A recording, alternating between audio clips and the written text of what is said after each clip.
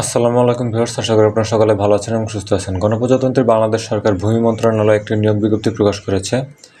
ভূমি মন্ত্রণালয়ের রাজস্ব খাত-ভুক্ত ব্যবস্থাপনা বিভাগের নিয়োগযোগ্য শূন্য পদের বিপরীতে জাতীয় বেতন স্কেল 2015 এর 14তম গ্রেডভুক্ত নিম্নোক্ত স্থায়ী পদে সরাসরি জনবল নিয়োগের লক্ষ্যে পদের পার্শ্বে বর্ণিত শর্তে প্রকৃত বাংলাদেশী নাগরিকদের নিকট হইতে অনলাইনে http://www.miniland.teletalk.com.bd ওয়েবসাইটে আবেদনপত্র আহ্বান করা যাচ্ছে। অনলাইন ব্যতীত কোনো আবেদন গ্রহণ করা হবে না।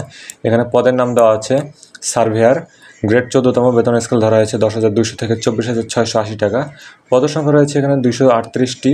শিক্ষাগত যোগ্যতা কোনো স্বীকৃত কারিগরি শিক্ষা বোর্ডের অধীনে সার্ভে ইনস্টিটিউট হতে 4 বছর মেয়াদী ডিপ্লোমা ইন ইঞ্জিনিয়ারিং সার্ভেইং পরীক্ষায় উত্তীর্ণ। যে সকল জেলার প্রার্থীগণ আবেদন করার প্রয়োজন নেই: মানিকগঞ্জ, শরীয়তপুর, টাঙ্গাইল, চাঁদপুর, কুমিল্লা, খাগড়াছড়ি, রাঙামাটি, রাজশাহী, পাবনা, সিরাজগঞ্জ, নওগাঁ, কুষ্টিয়া, পটুয়াখালী। তবে এতিম ও শারীরিক প্রতিবন্ধীগণের ক্ষেত্রে সকল জেলার প্রার্থী আবেদন করতে পারবেন। আবেদন ফর্ম পূরণ এবং পরীক্ষা অংশগ্রহণের ক্ষেত্রে নিম্নবর্ণিত শর্তাবলী অবশ্যই অনুসরণ করতে হবে। 1 মে 2024 তারিখে সাধারণ প্রার্থী, ক্ষুদ্র নৃগোষ্ঠী এবং বীর মুক্তিযোদ্ধা, শহীদ মুক্তিযোদ্ধাদের পুত্র-কন্যার ক্ষেত্রে বয়স সীমা 18 থেকে 30 বছর, বীর মুক্তিযোদ্ধা, শহীদ মুক্তিযোদ্ধাদের পুত্র-কন্যা এবং শারীরিক প্রতিবন্ধীদের ক্ষেত্রে বয়স সীমা 18 থেকে 32 বছর পর্যন্ত। বয়স প্রমাণের ক্ষেত্রে কোনো এফিডেভিট গ্রহণযোগ্য হবে না। এ নিয়োগ বিজ্ঞপ্তিতে বর্ণিত ছকের 1 নম্বর ক্রমিকের শূন্য পদ পূরণে ভূমি মন্ত্রণালয়ের মাঠ পর্যায়ে কর্মকর্তা-কর্মচারী নিয়োগ বিধিমালা 2021 অনুসরণ করা হবে। এতদ্ধিত নিয়োগ সংক্রান্ত বিদ্যমান সরকারি যাবতীয় বিধিবিধান, আদেশ, নিয়মাবলী এবং পরবর্তীতে এ সংক্রান্ত বিধিতে কোনো সংশোধন হলে তা অনুসরণ করা হবে। সরকারি, আধা-সরকারি ও স্বায়ত্তশাসিত প্রতিষ্ঠানে কর্মরত প্রার্থীদের অবশ্যই যথাযথ কর্তৃপক্ষের অনুমতিক্রমে আবেদন করতে হবে।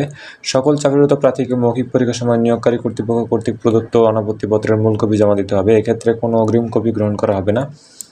বর্ণিত পদের নিয়োগের জন্য প্রার্থী নির্বাচনের ক্ষেত্রে সংশ্লিষ্ট নিয়োগ বিধিমালা অনুসারে লিখিত ও মৌখিক পরীক্ষায় অনুষ্ঠিত হবে। কেবল লিখিত পরীক্ষায় উত্তীর্ণ প্রার্থীগণ মৌখিক পরীক্ষায় অংশগ্রহণের জন্য বিবেচিত হবেন। আগামী 30/4/2024 তারিখ হতে সকাল 10টা হতে আরম্ভ হবে এবং 30/5/2024 তারিখ বিকাল 5টা পর্যন্ত অনলাইনে আবেদন দাখিল করা যাবে। সরাসরি ডাকযোগে কোনো আবেদনপত্র গ্রহণ করা হবে না। সরাসরি বা ডাকযোগে অনলাইনে প্রেরিত সকল আবেদনপত্র বাতিল বলে গণ্য হবে। মৌখিক পরীক্ষার সময় সকল সনদের মূলকপি প্রদর্শনপূর্বক অতিরিক্ত 1 সেট সত্যায়িত ফটোকপি দাখিল করতে হবে। দাখিল উপস্থাপনযোগ্য কাগজপত্রের তালিকা: অনলাইনে পূরণকৃত আবেদনপত্র, 2 কপি পাসপোর্ট সাইজের সত্যায়িত ছবি, সকল শিক্ষাগত যোগ্যতা সনদ, সরকারি, আধা-সরকারি বা স্বায়ত্তশাসিত প্রতিষ্ঠানে কর্মরত প্রার্থীদের ক্ষেত্রে যথাযথ কর্তৃপক্ষ কর্তৃক প্রদত্ত অনাপত্তিপত্র, জেলার স্থায়ী বাসিন্দার প্রমাণপত্র হিসেবে ইউনিয়ন পরিষদ চেয়ারম্যান, পৌরসভার মেয়র, সিটি কর্পোরেশনের ওয়ার্ড কাউন্সিলর কর্তৃক প্রদত্ত নাগরিকত্ব সনদ ও জন্মনিবন্ধন সনদ। জাতীয় পরিচয়পত্র মুক্তিযোদ্ধা কোটায় আবেদনকারী, বীর মুক্তিযোদ্ধা, শহীদ মুক্তিযোদ্ধার সন্তানের সন্তান প্রার্থীদের ক্ষেত্রে মুক্তিযুদ্ধ বিষয়ক মন্ত্রণালয় কর্তৃক প্রদত্ত সনদ, সংশ্লিষ্ট বীর মুক্তিযোদ্ধার গ্যাজেট, ভারতীয় তালিকায় লাল মুক্তিবার্তার নম্বর, বামুস কর্তৃক প্রদত্ত সনদের সত্যায়িত ফটোকপি।